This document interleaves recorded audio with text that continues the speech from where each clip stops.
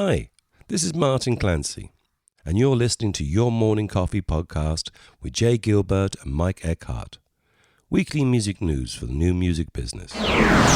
For music business worldwide, 50% of vinyl buyers in the U.S. don't own a record player, data shows. From various sources, Spotify's Q1 2023 results are in, plus a message from its founder on the threat and opportunity from artificial intelligence. And for music business worldwide, the algorithm is your new boss. Same as the old boss? I don't know. Well, it's episode 142, and Jay and I are here. We're glad you're here, too, and we're going to start the show right about now. Stand by for transmission. This is London calling. Wake up! The revolution is at hand! Your morning coffee is on the air. On the air. On the air. On the air. On the air.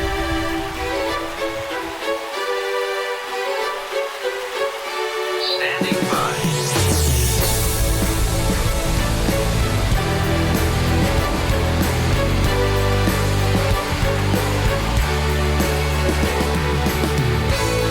Your Morning Coffee, the weekly music news for the new music business. It's the highly curated, agitated, advocated, moderated, and liberated digital music information that you need to know. We are your digital music authority. And now from our studios in Hollywood, California, here's your hosts, Jay Gilbert and Mike Etchart.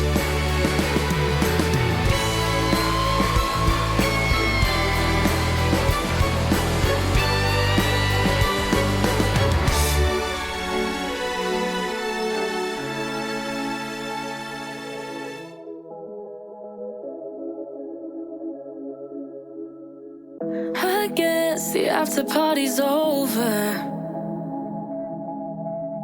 You calling me because you're lonely. You telling me you wanna hold me. You miss me lying on your shoulder. And I want it to be true, 'cause when you say believe me, I do. 'Cause when we're close, it's easy. Guess I still need you to need me. I still got that little scar on the back of my thigh when we snuck out that night. Got each other so high. I still got your shirt, and it smells like you. Takes me back to you. Jay, good to see you. You are a scant 42 miles away from me, but you're looking good this morning. Thank you, brother. Saturday Good to see morning. you. And we are on episode 142. It is hard to believe we are kind of coming up on our third year anniversary. Wow. Which is shocking. That's gone by fast. Another couple months, I guess. It has gone by fast. Yeah. It was the before times, or it wasn't the before times. It was the pandemic times when we started. Yeah. Which is hard to believe. That We've had a we lot of did it fun. then, and Yeah, doing this. And as you and I were talking before we hit record, we've got some special treats coming up for our audience. Some really interesting music business executives who have agreed to have special episodes with us. And we have 3 of them planned. And we're not going to spoil the surprise quite yet. But I'm really excited for these conversations and these special episodes. And we'll probably drop them in between our regular episodes so they'll show up in your feed. But stay tuned for that. yeah, well, and there are certain topics and certain individuals that are worthy of doing an extended piece on that you know, we can't just they have far more to say than a few minutes of an audio drop. So that's for us, that is so fun when we get a chance to really have sort of an in-depth conversation. It's gas. It's one of the reasons that we kind of that was always on our list of things to do when we came up with the idea of doing this podcast. Yeah, So and we've already had a couple really of really enjoy good these. ones, right? We had Mark Mercuriadis, we had Will Page, we even had Nancy Wilson from Heart. By the way, that music that you just heard coming out of our intro is an amazing song called "Need Me" by Lorelei Marcel, and I had a chance to see her on Thursday night at the Hotel Cafe. I was there for my client, Robin Taylor Zander. He released the album The Distance, his debut album, on April 21st. And right before Robin went on, there was Lorelei, and she was absolutely amazing. Her latest album is Bittersweet Stages, which is what Need Me is from. Check it out. It's really good, and she's such a great performer. What a funny coincidence. You were already going to be there for Robin Taylor Zander. Then you get invited by somebody else for the Lorelei thing. You're like, wait a minute. This is the same night, the same place. Yeah. It was really good. They must have known, Jay. They must have known. Very fun. Well, it's always fun. I mean, for all the talk and stuff we do about, AI and what's going on the streaming services, it gets right down to it when you go see live acts, see bands live, artists live. That's coming home, right? That's where the rubber meets the road, and when you either deliver or you don't, and it never gets old. I've seen so many great shows at the Hotel Cafe. It's such a great venue. I saw Ben Barnes there a while back. That was phenomenal. I just, over the years, it's been one of my favorite venues. It just feels like home there.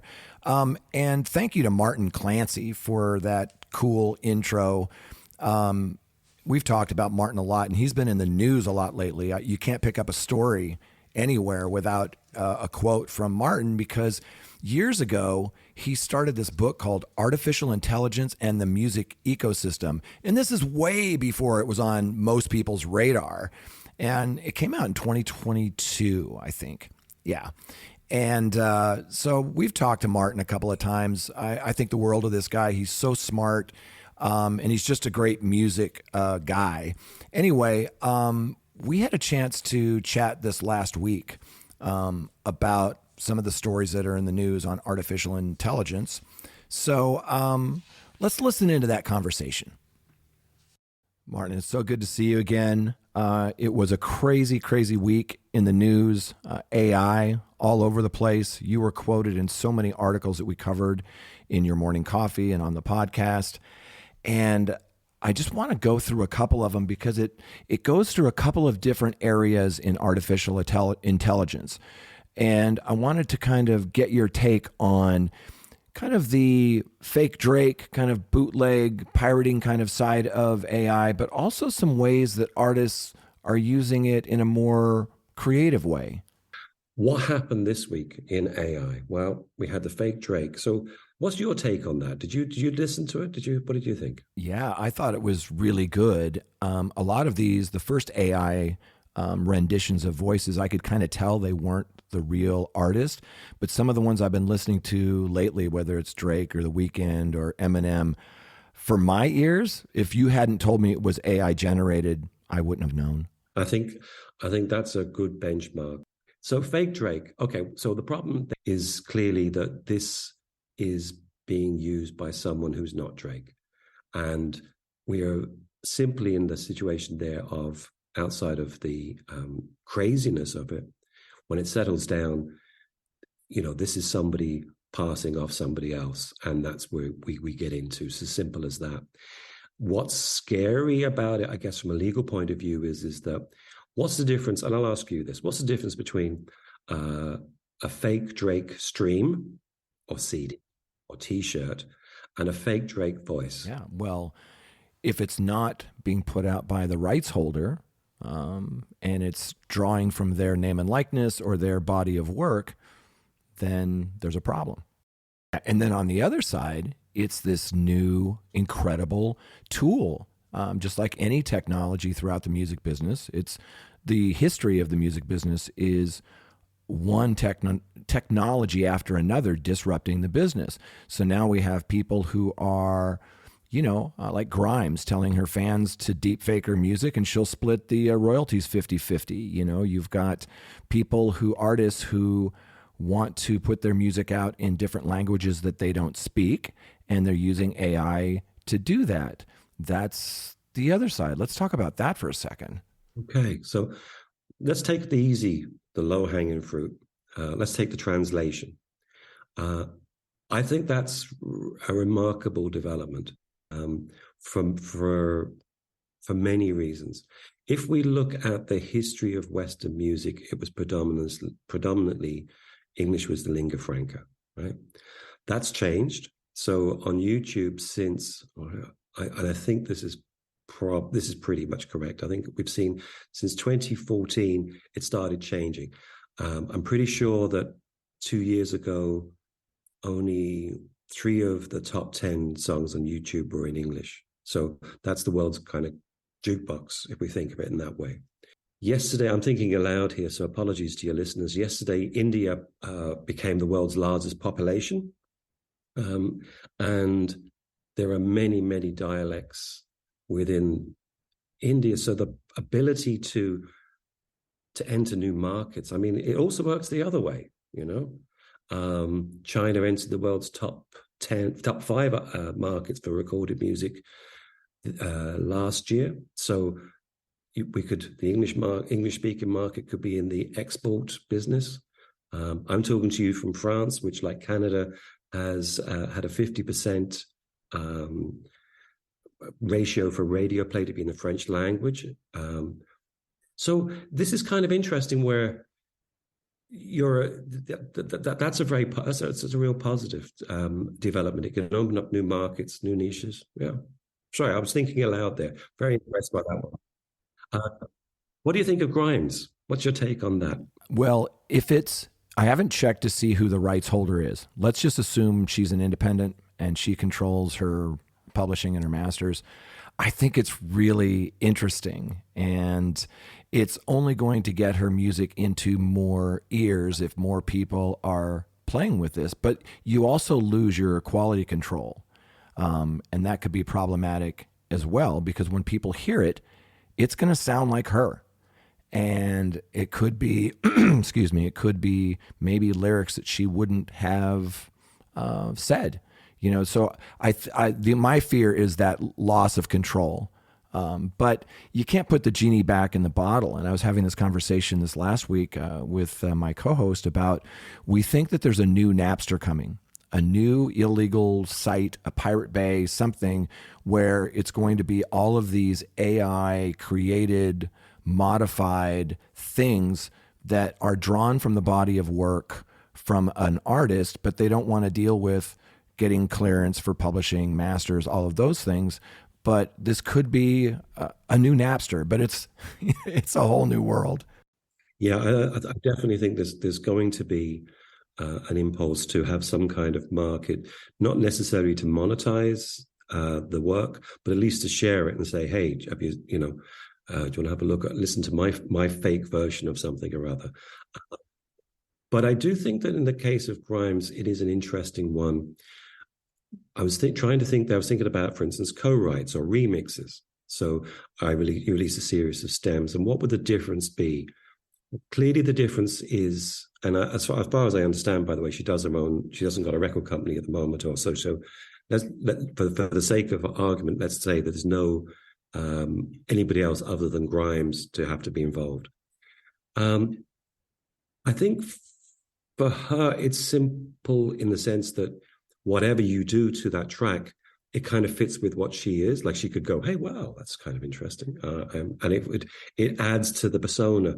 For other artists, though, you can imagine, like, without going too far into that, we've seen a number of artists who have clearly said they don't want their music played at certain political rallies or at certain events. Clearly, that also applies for syncs, for advertising. You can only imagine, should the lyrics be changed to something that was fundamentally against what that artist stood for? Outside of legal protections, that could be crazy. But I like the idea of the positive parts, because that's the least explored road. And when you mentioned you mentioned Smile, and I think with the Beach Boys, can you tell us, your listeners, a bit about that? Do you know? Yes, there was a fan, excuse me, who recreated the entire Beach Boys Smile album using AI. And there's an article in Ultimate Classic Rock where they interview the person who did this. And I listened to a lot of it this morning. And if you hadn't told me that wasn't Brian Wilson and the Beach Boys doing it, I wouldn't have been able to tell the difference, at least not with my ears. Maybe a bigger fan might have been able to tell subtle nuances. And as I joked to you, there was the fan Paul McCartney. I mean, we are getting very close to the heart of a lot of the engines of creativity that we've always associated as being purely human here. I mean, especially with Smile, the Lost album, everybody's struggling to get bootlegs of that because it was not available. The album that was burnt by its creator, so, and then subsequently released with underneath his curation. So I know so many people who the Beach Boys are a fundamental to their creativity. And one of the things that they would often do in studios is to try to figure out how those songs were constructed and re-record them. So the impulse of that fan could be any one of 50 years of other music idols, Yeah. So while we're not necessarily endorsing that, it is important to observe where that fits in historically. That's a big one. I think your listeners, I'd be very curious to see what their reaction is on that outside of the infringement side. Yeah, 100%. Well, I would love to continue this conversation. We could talk all day. I think maybe we should set up just a dedicated episode and go through some of these things because I find it so fascinating and I love your take on it. But thank you so much for jumping in and talking to me about this today. And let's continue the conversation. Thank you.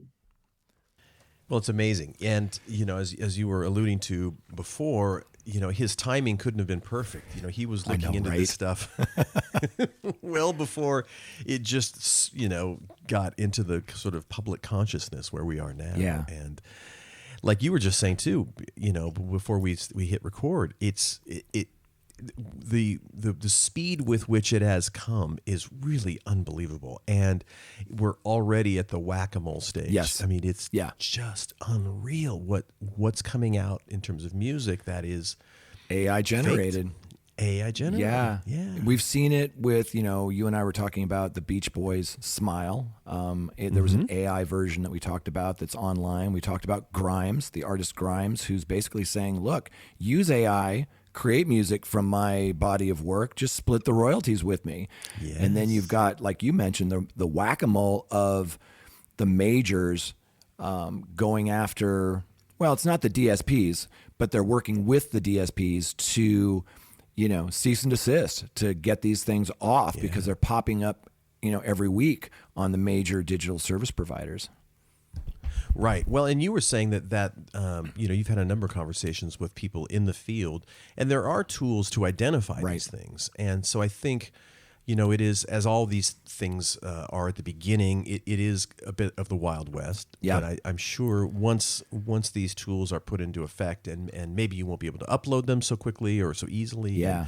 But it really is. And there's a lot of these kind of converging technologies that are making this easy to do. And is that I think it's worthwhile to share your prediction again. So I'm gonna let you do that. Okay. So go ahead and say we talked about last week. A couple of things. One is I have this prediction that there's going to be a new Napster, which will have all of this AI generated material on it because it's not going to be able to be placed on the legit major DSPs. I think that the systems that we're talking about, the software out there, will be like Content ID with YouTube or, maybe even like Shazam. Like maybe you have a Shazam app where you're listening to a song and you hit this app and it says, oh, that's, derivative. It's been, they use generative AI for that. But I think the DSPs are going to have to move fast to have some sort of Content ID type of platform software to identify and lock down this stuff. Otherwise, it's going to get crazy really fast. I mean, it already is. And it's so much of the news today. Every time you and I talk, it's like, wow, did you hear about that fake Drake? Did you hear about this? Did you hear about that? It's crazy. Yes. Well, and is it a long-term, like kind of like you were saying, is this a business opportunity for the songwriters, for the the folks that own, given tracks, that's something you license at some point, very, very much like sampling is. Yeah. And then I was, we were talking on before we hit record, and I was sort of thinking, what about the heirs of deceased artists? Is that a licensing opportunity for them? Can I go to the heirs of Vincent Price and license a sound alike with Vincent Price or anything? And it is, the more you kind of look into, open the door and kind of look inside, and you start thinking about all these potential opportunities. It's mind-boggling. Yeah. And in our second story, our second story is really an amalgamation of like 5 different stories that were in Your Morning Coffee, and we pulled bits and pieces out of each. There's kind of the positive side of AI and then the negative side of AI, and we're going to get into that. But before we do, our first story I thought was really interesting, and it's something we touch on quite a bit, and it's based on a Luminate report that came out that shows that 50%, half of vinyl buyers in the U.S. don't own a record player. And I always kind of wondered, what are they doing with that? Are people buying it, to put up on their wall? Are they getting it signed at the merch table? Because premium vinyl is expensive. I just paid $100 for one double vinyl piece because it was limited to 100. It came with a poster and a whole bunch of other things. It's on orange vinyl. It's beautiful, right? I'm not hanging that on my wall. Right. But let's dive into this, because this is from Music Business Worldwide. Mm-hmm. And they kick it off by saying that according to data recently released by the Recording Industry Association of America, that's the RIAA, annual vinyl sales exceeded CD sales in the U.S. last year for the first time since 1987, okay? Consumers bought 41.3 million vinyl records in the U.S. in 2022 compared to 33.4 million compact discs. So that's quite a bit more. And I would imagine Record Store Day has a lot to do with some of these numbers. That wasn't just due to the popularity of vinyl. It also has a lot to do with the declining popularity of CDs as well, right? Right. So, of course, revenues, as I think talked about already, from vinyl jumped 17.2% year over year to a $1.2 billion back in last year in 2022, while revenues from CDs fell 17.6% to $483 million. So, indeed, vinyl now generates more than double the annual cash that CDs do in the States here. This may not come as a surprise. After all, CDs have been a dying technology for decades, first thanks to the iPod and downloadable music files, and now thanks to streaming services like Spotify, Apple Music, YouTube Music, which in 2022 accounted for 84% of recorded music revenues in the U.S. Meanwhile, vinyl, it's old school. It's cool. It's propelled by firstly by the staying power of the format among nightclub DJs, and now it's even popular amongst those who don't jam to house and techno, right? New research from sales data company Luminate, used to be SoundScan, MRC. Recent data says that they're shedding new light on what actually happens to this vinyl after it's been purchased. So in the company's recent top entertainment trends for 2023 report, which you and I talked about, Luminate found that 50% of consumers who have bought vinyl in the past 12 months own a record player, compared to 15% among music listeners overall. Naturally, this means that 50% of vinyl buyers don't own a record player. God, so what exactly is going on here? This isn't the first time market researchers have noticed a distinct disconnect between vinyl purchases and turntable ownership, something you would think would be hand in hand. 100%. Yeah. In a 2016 survey, ICM found that 41% of vinyl buyers own a turntable but don't use it, while another 7% said they don't own a turntable at all. So vinyl records are decorations, a new version of a wall poster. Yeah, but it's more than that. For many vinyl buyers, it's as much about seeing and touching the music they like as much as it is about listening. That is a really good point, because I still buy vinyl and I listen to streaming, and I still have a whole bunch of downloads, that I've had over the years. Yeah, right. And I think that's That's a really good way to put it. In 2016, in a response to the ICM poll, the BBC went to a UK record store and found a customer who bought vinyl but didn't own a record player. And, quote, I just collect them to put them on my wall. I think it looks great. And that was a student, Jordan Katende. He told the BBC. He also added, I literally do it based on how it looks, or if I like, the way it feels. I have a connection with the artist. If I think it'll look good on my wall, so be it. So there's also the gifting market to consider, of course, people buying vinyl not for themselves, but for other people. That gifting thing could be very important as well. Sure. Perhaps the most discussed driver behind the vinyl's rise in music business circles, though, is the so-called superfan. In a 2020 interview with the Times of London, Rob Crutchley of the UK music trade industry group BPI said superfans were powering a buy-to-own rather than buy-to-listen trend. He said a proportion of people are buying vinyl because they're a super fan. So even if they don't usually have a turntable, they're still keen to support the artist and have the artifact itself.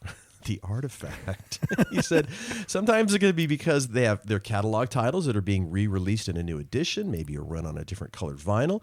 Other times it might be a new title that has limited press on a certain format. And it's I'm sorry, I was stepping on you there. That's all right.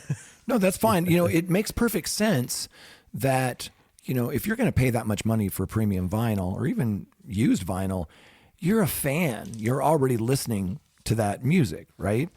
Luminate you just talked about superfans. Luminate defines superfans as music listeners who spend above average time and money on music.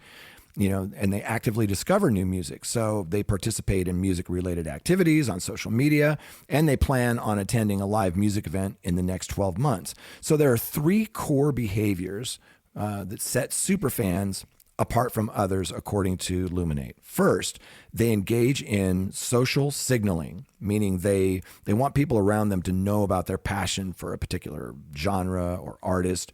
So that's social signaling. Secondly, they view music as an expression of their identity. Thirdly, they engage in a community centered around music. Check, check, check.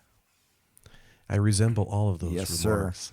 Sir. All of which suggests that the music industry could make serious money off of superfans' love for vinyl in the coming years, regardless of whether or not they end up playing the format on a turntable at all, which is just, it's not, and maybe this behavior was going on in the original days of vinyl. Yeah. I don't know. I don't think so, but it's certainly possible. It wasn't for me. I just bought that U2 set. Because you and I talked about the Bono book, and at each chapter, there's a little acoustic version of a U2 song. And we were saying, months ago, gosh, wouldn't that be cool if that came out? And sure enough, it's the new U2 album, and I've been listening to that. And it comes on clear vinyl. And this as well as anyone, it's just a different experience. When you're streaming something, okay, it'll just keep playing, and that's great. And you can do it while you work or in your car working out, making dinner, whatever. But when you're putting on vinyl, man, it's just like the old days. You've got to be present because you got to flip that side in 15 minutes. And you're reading the liner notes and you're looking at the lyrics or the imagery. And I hate to make it sound so romantic, but for me, it kind of is, it's a different experience. Yeah. Well, and it is passive versus active listening, or active versus passive. It's certainly, you are much more intentional when you're sitting down with vinyl to listen to, whatever you're going to listen to. And that's just the difference. And it's if you grew up with it, then it's a return to that behavior. Yeah. If you didn't, it's engaging you in a behavior you didn't grow up with, which is also very cool. By the way, at episode 142, Jay and I have been doing this show for a long time. We got to thank the good folks that bring us to the party every week. What do you say, Jay? Let's do it. We almost forgot like the last few weeks. And I think a lot of it is we just get so excited, and we always talk before we hit record. So we get so excited about the show and all the news and anyway, so yeah, thank you for reminding me. Let's thank Hypebot. Since 2004, Hypebot has chronicled the new music industry the trends and technologies that are changing how music is discovered, consumed, marketed, and monetized. Edited daily by founder Bruce Houghton, with help from Alana Bonilla. Hypebot and sister blog Music Think Tank are published by live music discovery and marketing platform Bands in Town. Indeed, Bands in Town. Over 74 million live music fans trust Bands in Town to get personalized concert alerts, recommendations, and messages from their favorite artists. It is the #1 artist service platform, connecting over 560,000 artists with their super fans. Managers, labels, agencies, and artists access their own dashboard to manage and promote their tour dates across all platforms. I'm laughing because we always forget this stuff. Anyway, we want to thank the Music Business Association. I will be speaking at the Music Biz 2023 conference happening May 15th through the 18th in Nashville. Boy, that's coming up fast. Join me and many others as we discuss the most important topics for the modern music business. See the full agenda and register on the website. That's the Music Business Association. And I'll see you there. Yes, indeed. Big thanks to Music Business Association, Hypebot, and Bands in Town. And, of course, the incredibly handsome jet that I get to do the show every week with is none other than Jay Gilbert. He is a music consultant. He's the curator, of course, of the fabulous weekly Your Morning Coffee newsletter, and a former executive with these little companies, Universal, Sony, and Warner Music Groups. Thank you. And my brother from another mother sitting across from me virtually is Michael Etchart, longtime host of Sound and Vision Radio, formerly of SST Records, Warner Music, Capital EMI, and Universal Music Groups. And the proud owner of a very sketchy employment history. Very sketchy. Very sketchy. All right, so Jay, let us go back to the second story. Well, this is a bunch, right? This is this is a bunch. If you're looking at the same one I am, there were probably 8 major kind of stories about Spotify this week in Your Morning Coffee, and we want to touch on parts of each of them. Because they're so important. Music business worldwide, Billboard, media, just such great coverage on this. And I'm just going to tell you, well, here are a couple of the headlines, right? One was from Music Business Worldwide. It was Spotify added 5 million subscribers, taking its total global paying subscribers to 210 million. That's crazy. The next headline was Spotify is ready to raise prices as quarterly revenue ticks up 14%. That was from Billboard. Another headline, Spotify needs to woo the boomers if it wants to keep growing in the U.S. That was so interesting, and we'll talk about that, Music Business Worldwide. And another one, by backpedaling its exclusive strategy, Spotify puts its content to the test. Great piece by Media.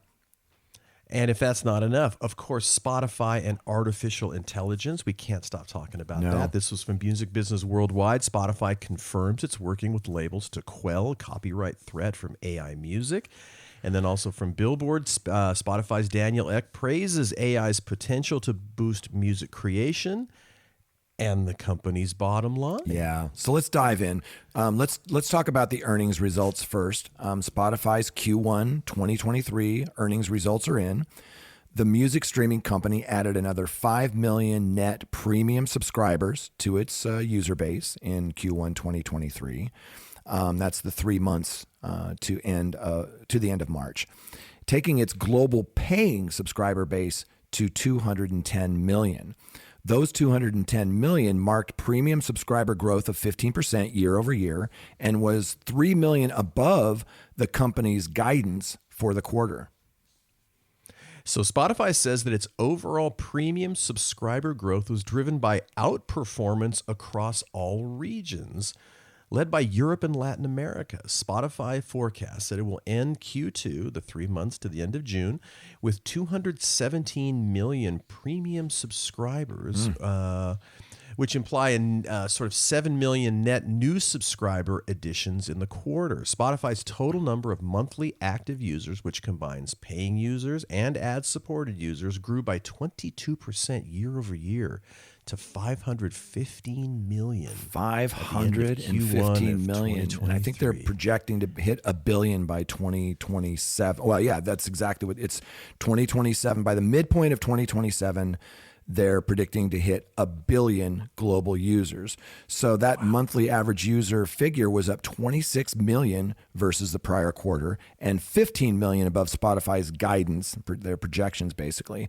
In terms of finances though, Spotify generated 3 billion euros in quarterly revenue in Q1, and that was up 13% year over year.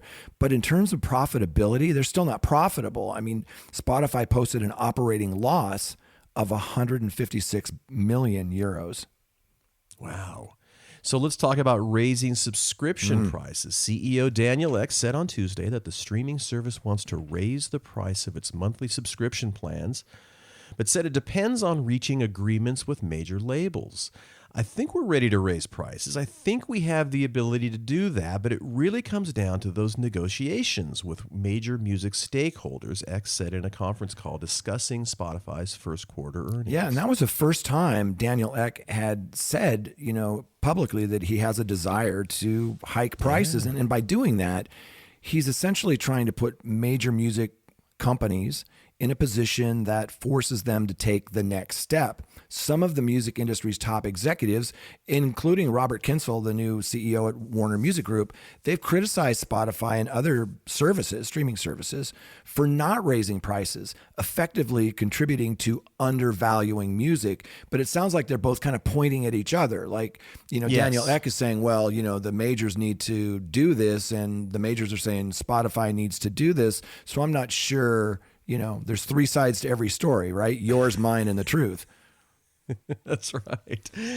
But interestingly enough, Spotify, this is the kind of the headline in this story, was Spotify needs to woo the boomers if it wants to keep growing in the U.S. market. That was the headline from Music Business Worldwide.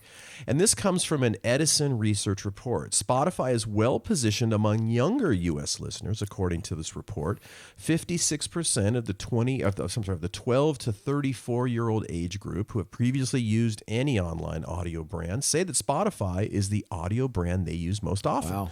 Not surprising. Certainly my kids say that. Yeah. But among the 35 to 54 crowd, that percentage drops to 26%. And in the 55 plus crowd, it stands at a lowly 17%. That's so interesting when they break it down by, age. The percentage of 55-year-old plus listeners to digital audio in the U.S. is actually growing, but just not very fast. It's up, I think, 1% year over year from 52 to 53%.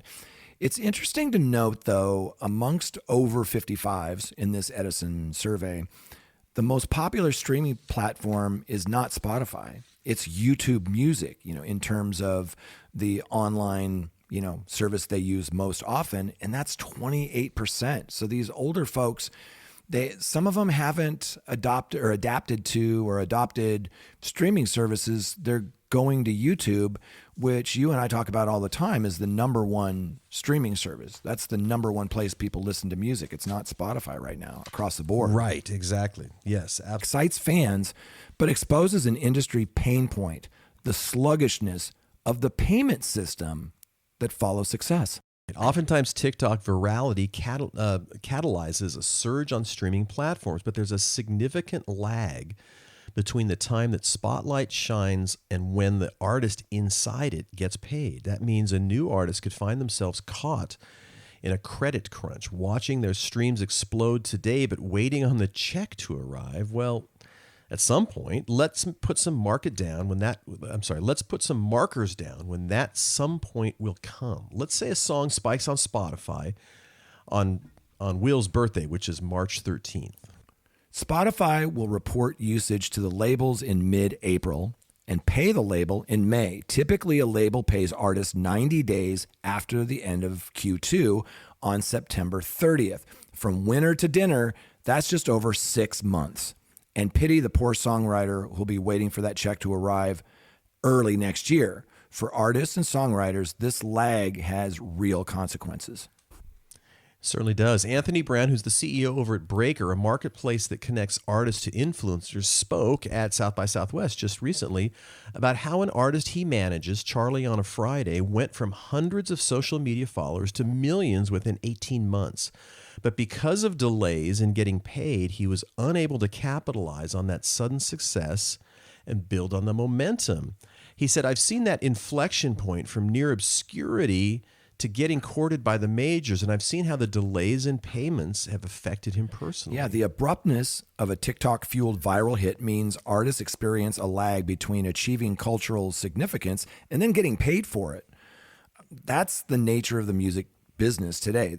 To solve the problems this delta causes, artists need options to build on that sudden momentum in real time, not 6 months. So if we scan the music industry landscape, there's a lot going on that gives us not only optimism, but confidence that the music industry is moving with the times by reducing the time to pay artists.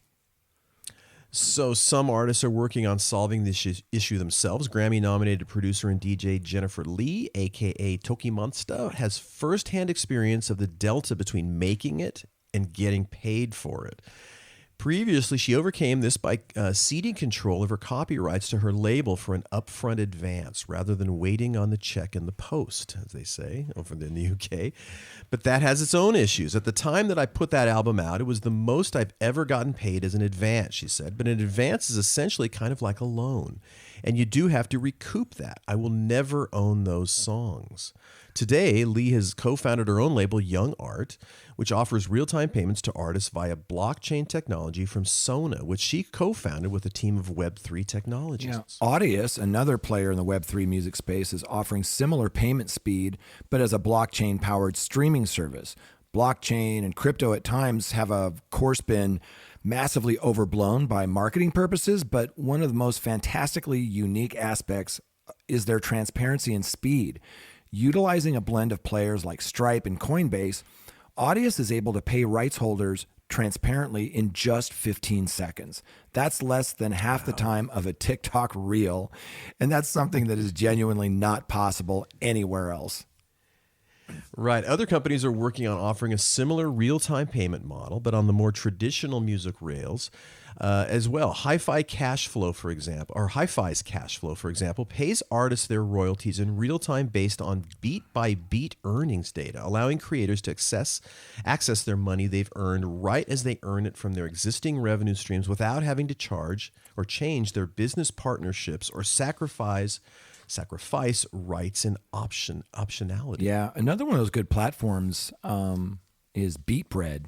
You should Google BeatBread. Mm-hmm. There's a lot of platforms out there where they will basically give you some upfront money based on your history of streams. So major labels, to their credit, are also working on solutions to speed up payments.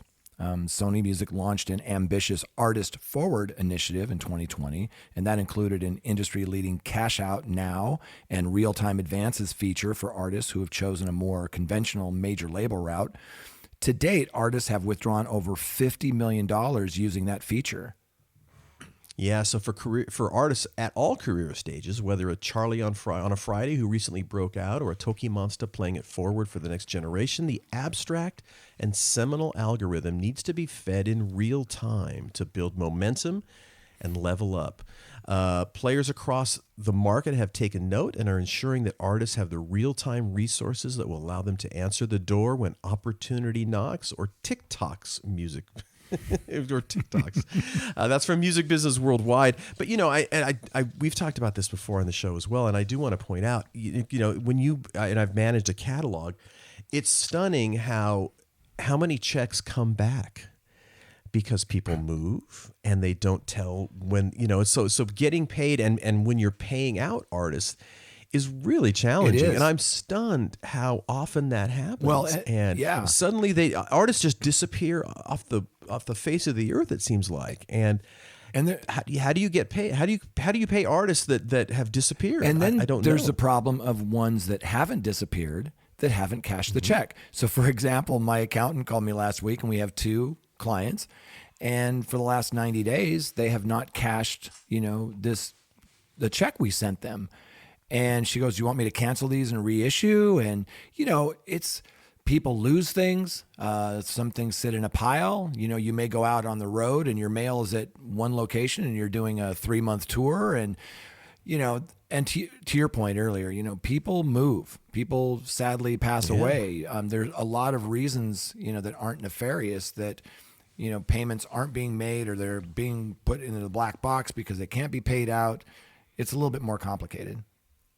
And when I was at Capitol in the catalog group, that was one of those kind of the shocking things that I learned is, you want to do a reissue campaign or you want to do something, and maybe that artist, like you said, is deceased, and it's unclear who is in charge of that catalog, what heirs are doing it, and then they may have moved, and it's really complex, the entire payment system. And as you said, it's not necessarily nefarious, and I will certainly point out that, especially the major labels, they do, I think there was a concerted effort years ago to slow down the payment system. And I remember having a conversation with the late, great Al Schmidt, and he told me that, he remembers in the day when, you submit your invoice working on a record, you were paid in 30 days.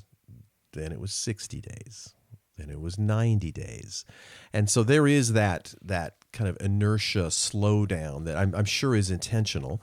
But there's a lot of stuff that happens when again, like you said, people move, artists pass away, and ownership changes, and ownership's complicated. It's really challenging. You and I have put together box sets before in our career, and when you're looking at a body of work from an artist, there could be multiple labels and publishers involved, and there's also things that you have that maybe were part of a radio program like Westwood One or King Biscuit Flower Hour, and try to license that stuff. It is so crazy because it was made for a certain period, but without going down the rabbit hole, it's not as simple as it may appear. Right. And as we've talked about a number of times, whenever the transition from whether it's formats to anything, a lot of stuff gets left behind. And so there's just a lot of things that don't end up making it to the next format, whatever that is. Yeah. So, But anyway, it is the end of the show. Thanks for listening to episode 142, Jay, and I certainly appreciate it. And we would appreciate it if you just tell one friend. Just one. Come on. So big thanks to Hypebot, Bands in Town, and the Music Business Association, and my good friend Jay Gilbert. So thanks for listening, everybody. Jay and I will be back next week on the Your Morning Coffee podcast.